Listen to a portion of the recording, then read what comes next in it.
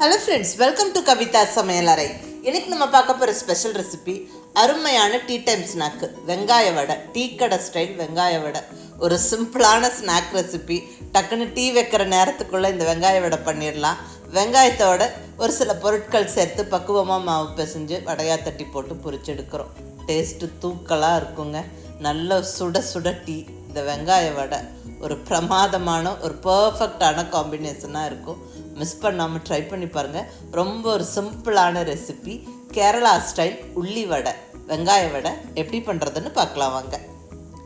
இங்கே ஒரு 4 பெரிய வெங்காயத்தை சன்னமாக நீளமாக கட் பண்ணி இப்படி உதிரியாக உதிர்த்து வச்சாச்சுங்க. இதை ஒரு அகலமான பவுலில் சேர்த்துடலாம். கட் பண்ணின வெங்காயம் கம்ப்ளீட்டாக பவுலில் சேர்த்தாச்சு. இப்போ இதில் ஒரு 3/4 டீஸ்பூன் அளவுக்கு உப்பு சேர்த்துக்கிறேன். கூடவே ஒரு 2 சிட்டிகை அளவுக்கு மஞ்சள் பொடி சேர்த்துடலாங்க. உப்பு சேர்த்ததுக்கப்புறம் நல்லா இந்த வெங்காயத்தோடு கலந்து விட்டுருவோம். இப்படி கொஞ்சம் பிசைஞ்சு விட்டு கலந்து விடுங்க. அதாவது வெங்காயமும் கொஞ்சம் உதிரியாகும். உப்பு சேர்த்ததுக்கப்புறம் வெங்காயம் தண்ணி விட்டு வந்துடும். அப்படியே கொஞ்சம் ஈரப்பதமாயிரும். நம்மளுக்கு கலக்கவே கைக்கு நல்லா அந்த ஈரம் தெரியும். நல்லா கலந்து விட்டுட்டு இப்போ தட்டு போட்டு மூடி எடுத்து வச்சிடலாங்க.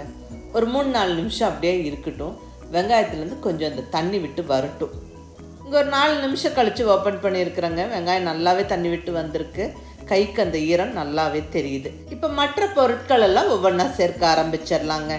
ஃபஸ்ட்டு நான் இங்கே சேர்க்கறது நல்ல பச்சை மிளகா. ஒரு 2 பச்சை மிளகாவை பொடியாக நறுக்கி சேர்த்தாச்சு. அடுத்ததாக இஞ்சி, ஒரு 1/2 இன்ச்சு சைஸ் இஞ்சியை நல்ல பொடியாக துருவி சேர்த்துக்கிறோம். இஞ்சி பச்சை மிளகா ஃப்ளேவர் இதுக்கு ரொம்ப முக்கியம். ஸோ மஸ்ட்டு மிஸ் பண்ணாமல் சேர்த்துக்கங்க. அடுத்ததாக பொடியாக நறுக்கின கறிவேப்பிலை கொஞ்சம், கூடவே ஒரு 1/2 கைப்பிடி அளவுக்கு கொத்தமல்லியை பொடியாக நறுக்கி சேர்த்தாச்சு. இது கூட 1 டீஸ்பூன் அளவுக்கு மிளகாய் பொடி சேர்த்துக்கலாங்க. ஏற்கனவே நம்ம பச்சை மிளகாய் கட் பண்ணி போட்டிருக்கிறோம். காரம் உங்களுடைய டேஸ்ட்டுக்கு தகுந்த மாதிரி அட்ஜஸ்ட் பண்ணிக்கோங்க. இது கரெக்டாக இருக்கும். நல்லா கலந்து விட்டுருவோம். கொஞ்சம் நேரம் ஆக அந்த வெங்காயம் அந்த உப்போட ஊறி தண்ணி விட்டு வரும். இன்னும் கூட கொஞ்சம் அந்த ஈரப்பதம் அதிகமாக தெரியும். நல்லா கலந்தாச்சு. இப்போ இதுலேயே நம்ம மாவு சேர்த்து நல்லா கலந்துக்கலாம். எக்ஸ்ட்ரா தண்ணி விட வேண்டியது இருக்காது.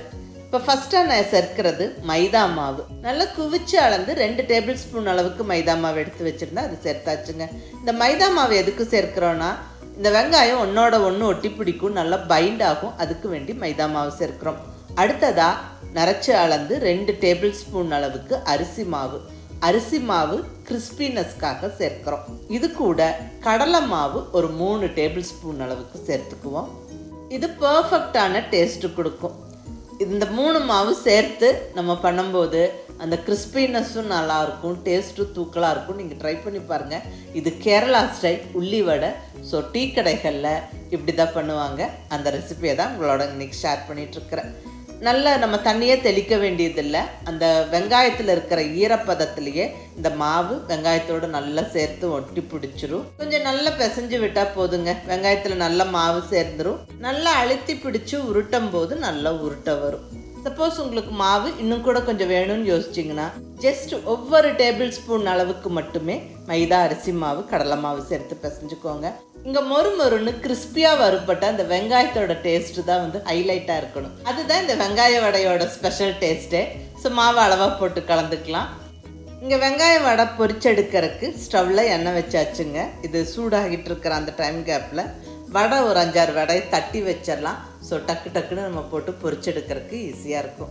நல்லா அழுத்தி பிடிச்சி உருட்டி இப்படி கையில் எண்ணெயை தடவிட்டு லைட்டாக தட்டி எடுத்து வச்சுப்போம். ரொம்ப அழுத்த வேண்டாம். அவ்வளோதாங்க. ஃபஸ்ட்டு பேட்ச் பொரிச்சு எடுக்கிறதுக்கு வடை தட்டி ரெடி பண்ணி ஒரு தட்டில் வச்சாச்சு. எண்ணெய் தடவின தட்டில் வச்சுக்கோங்க. ஸோ எடுத்து போடுறதுக்கு ஈஸியாக இருக்கும்.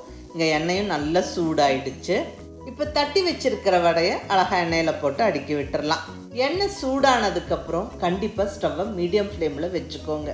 அதிக சூடாக இருக்கிற எண்ணெயில் போட்டால் டக்குன்னு அந்த வெங்காயம்லாம் கரிஞ்சிரும், ப்ரௌன் ஆயிரும், உள்ள மாவு வெந்திருக்காது. ஸோ அதனால் ஸ்டவ்வை கண்டிப்பாக மீடியம் ஃப்ளேமில் வச்சுக்கிட்டு பொறுமையாக பொரிச்செடுக்கணும்.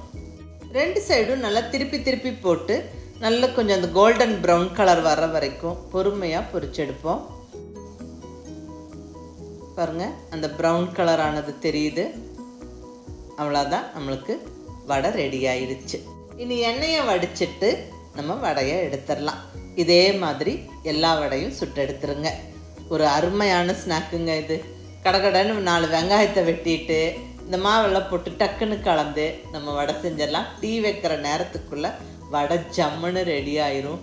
நல்ல அந்த பொரிஞ்ச அந்த வெங்காய வாசனையோட சாப்பிட்றதுக்கு ரொம்ப நல்லாயிருக்கும். செம்ம டேஸ்டியான ஈஸியான வடைங்க, டக்குன்னு பண்ணிடலாம்.